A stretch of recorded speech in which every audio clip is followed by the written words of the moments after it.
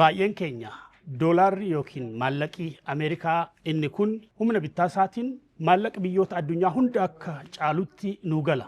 Dhugaan jiru garuu akkas miti. Addunyaa gubbaatti bittaa gurgurtaa yookiin tiraansaakshinii gaggeeffaman hedduu gaggeessuudhaan yookiin immoo qooda fudhachuudhaan doolaarri Ameerikaa hiriyaan qabu.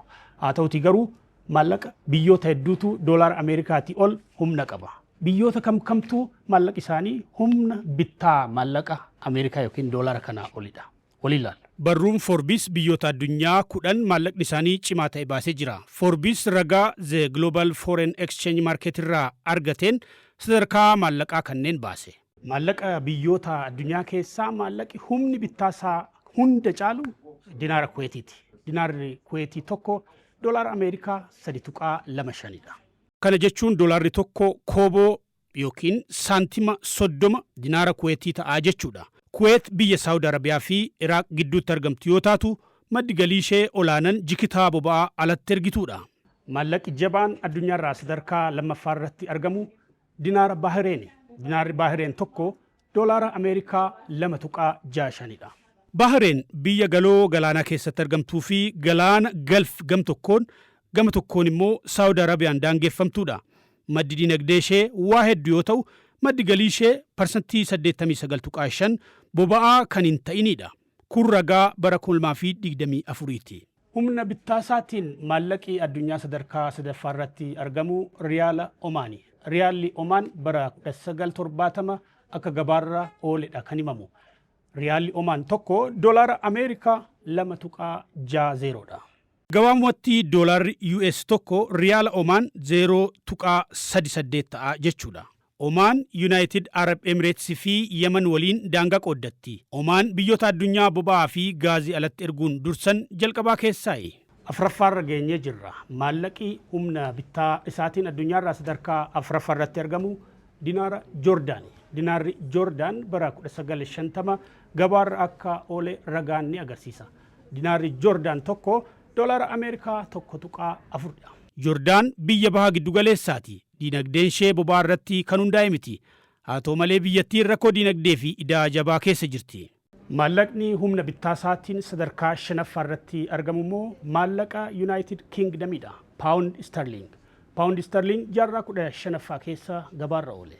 Pound Sterling jaarraa 15ffaa kaasee maallaqa gabaarra oole ta'us siistamni isaa immoo bara 1971 haaromfamee jira. Gatiin Pound Sterling tokko doolaara Ameerikaa 1.37 ta'a. Maallaqa humna bittaa isaatiin sadarkaa ja'affaa irratti argamu bira geenyee jirra. Paawundii Jibraaltar. Paawundiin Jibraaltar bara 1920 gabaarraa akka oole himama. Yeroo ammaa gatiinsaa gatii Paawundi Sterlii waliin walitti dhiyaata. Paawundiin Jibraaltar. Kan bu'uu fi ol ka'us akkaatuma Paawundi Sterlingiitiini. Paawundiin Jibraaltar tokko doolaara Ameerikaa 1.37 ta'a.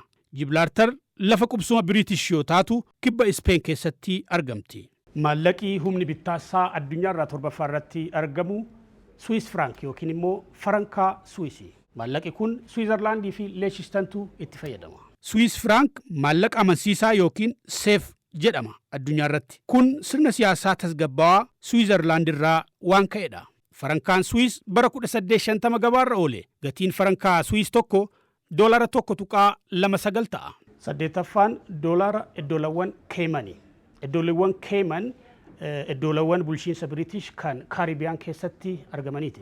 Iddooliwwan Kaayiman dachii hireetii jedhamu. Qubsuma hundumaaf mijatoo akka jechuuti. Doolaarri iddoowwan Kaayiman bara 1970 gabaarra oole. Gatiin maallaqa kanaa gatii doolaaraa faan akka jijjiiramutti tolfame. Doolaarri yoo ol ka'e ol ka'a, doolaarri yoo gadi bu'e gadi bu'a. Doolaarri iddoolawwan Kaayiman doolaara Ameerikaa 1.2 ta'a. Ammallee doolaara Ameerikaa biraan geenya. Saglaffaa irratti argamna. Yuuroo. Yuuroon maallaqa gamtaa Awurooppaati. Biyyoonni miseensota gamtaa Awurooppaa 27 keessaa 20 ta'an maallaqa kanatti dhimma ba'u. Yuuroon tokko doolaara Ameerikaa 1.8 ta'a jedhamee jira. Amma doolaara Ameerikaa yookiin US dollar biraan baanee jirra. Maallaqi Ameerikaa doolaarri humna bittaa isaatiin sadarkaa 10ffaa irratti argama. Maallaqi kun bara 1700 gabaarra oole. Akka jalqaba irratti jenne doolaarri Ameerikaa maallaqa hedduudhaan humna bittaa isaatiin caalama. Haa ta'utii garuu bittaa fi gurgurtaa addunyaa irratti gaggeeffamuun doolaarri Ameerikaa olaantummaa qaba jechuudha.